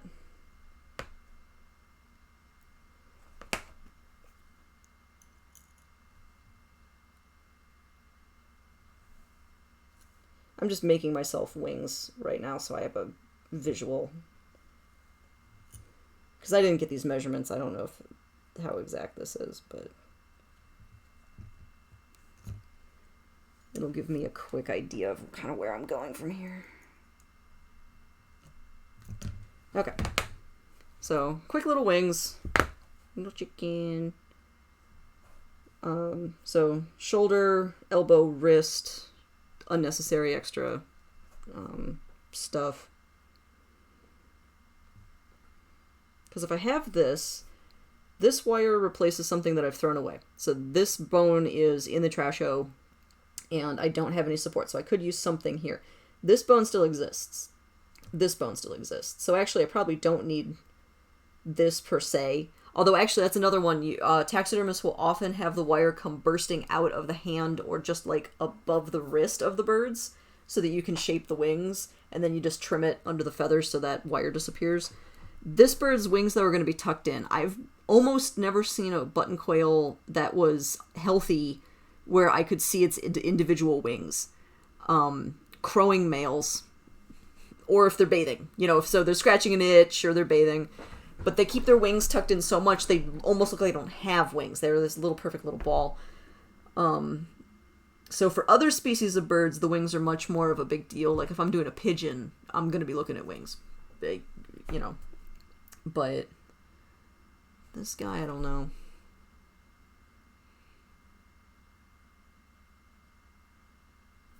I guess what almost what I could do is I can make this wings part separate, put it in the skin, then drape it over. So it'll already be like a shape, and then I drape the whole thing over the body. I've decided I love that, and we're doing it. Fabulous.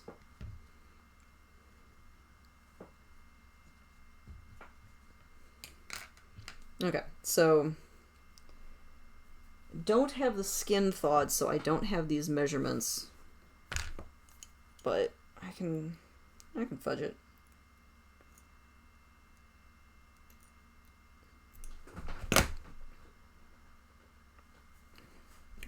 move you a little bit.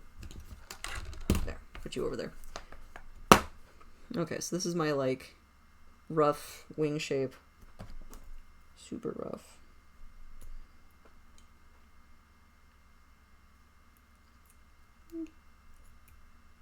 It could be worse. So weird skills that I've picked up over the years is I'm pretty good at getting wire to bend in the shape I want, which is really fun. So like, I don't know, a couple years ago now, I ended up making all of my own Christmas tree hooks for ornaments. Just whipping them out of wire, which is why I still have this wire left. This is actually from, I didn't even remember why I had this originally, but I made it into a whole bunch of Christmas tree hooks, Christmas tree ornament hooks. Weird skills you pick up. I'm also really good at rolling paper into tight rolls. Whatever. So I think with my wings, this is the only part that matters. This part might not continue to exist, and I don't have any measurements. And this basically fits on here. So what do I actually need to put stuffing onto? I need to put stuffing here, if at all. And then this is really tight. Birds tend to hold their wrists pretty tight up. So like that.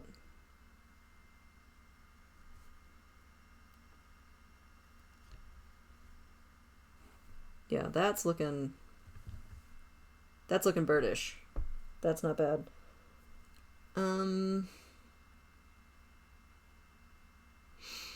I don't think I'm going to do more with this. I think I want to thaw the skin and actually get some measurements before I decide that those are the right length. But I like where this is going. I like the idea of having the wings be a separate piece that I'm going to mount into the skin first, and then drape over this whole thing. So that actually might slide a little bit, but I can work with that.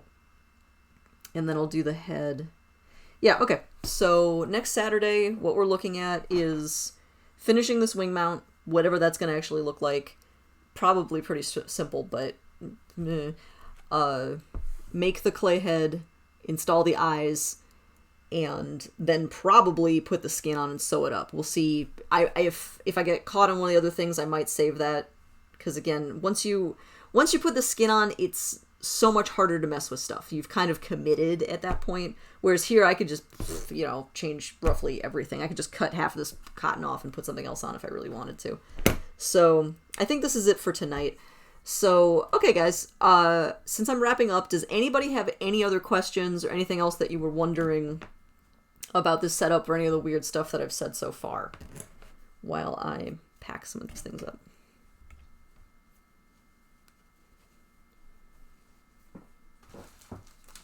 Also, my God, this is nice cotton. Shameless plug for Thunder Acre Farms in Kansas.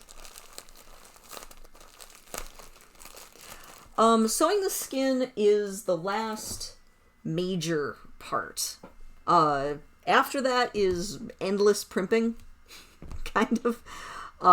You sew the skin up, you kind of move it into the place that you want, and you can insert pins to make sure it doesn't move. So you go all Hellraiser, and you have pins sticking all out of your bird in horrible places that you have to then remove after not too long. And so there's that, and then final posing. Once you get the skin on, that's when you do a little bit of a Gumby thing, and you're moving it around, because at this point the skin is pliable, so I can bend. If I decide that these legs need to be bent more once they're in the skin, I'll mess with that and attach it to the base. So little finesse things like that. Sewing the skin is the last major structural step. After that, it's all finesse. And that doesn't even count the base making. I am planning on putting these guys on some sort of little diorama in or on some little cool base. So that's going to be all of its own thing. So in terms of the purest of pure taxidermy, sewing it up is the major last step. There are some cleanup phases, but then in the broader sense of the taxidermy being representative of the animal in its life, then it goes on to base making. Library the skins are immaculate. My God, they were in such fantastic condition because you were able to freeze them so quickly. There was no damage, if you were wondering, to the skins, so there was no trauma to the animals. So, and man, I did a bottom cut for the second one because I wanted to try it, and I got done too soon. I just skinned it beautifully. So no, they're fantastic. Thank you for asking. And thank you for providing them. Okay. Then I think we have done the thing. So thanks everybody for hanging out. I sure appreciate it. If you guys have not yet followed me, I sure appreciate it if you do. So please hit follow. I do tend to stream taxidermy or things related to taxidermy on Saturdays. Tomorrow I will be cooking. I have moved my cooking schedule to 2 o'clock in the afternoon Central Standard Time. Mornings was just a little rough. So I will be mostly just preserving peppers. I have an absurd number of different types of peppers and chilies, and I need to get them used before they go bad. So I will be pickling a bunch, and I will be freezing a bunch, and I might do something else weird, such as just eat one. So that's my major plan. Thanks for guys for hanging out, and then, yeah, it's not here. I'm very glad your small child let you watch. That's good. Yeah. Oh yeah, Library Rat. Now I'll actually be able to watch. So I will, hopefully I'll see some of you guys tomorrow afternoon. Cooking will be not gross, so that label will change. And then onward and upward to other different projects. So have a great night, everybody. I appreciate you all. And take care. Yeah, no kidding. All right.